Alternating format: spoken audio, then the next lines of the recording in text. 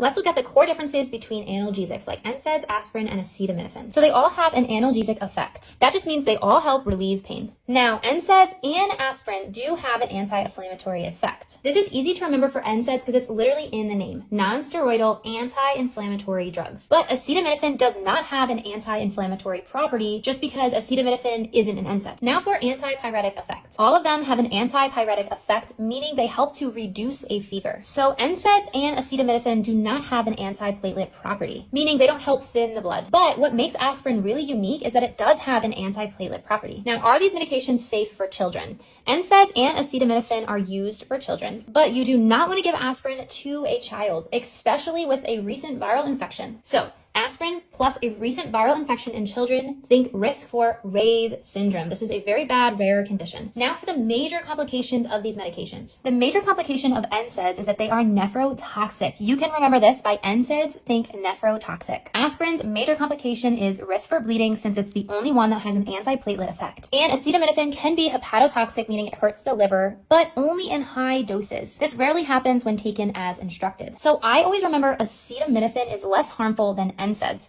by thinking acetaminophen like A and Tylenol like a plus sign, thinking A plus because it's less harmful than NSAIDs. If you want more pharmacology help like this, you can find it in the Complete Nursing School bundle. Happy studying, future nurses!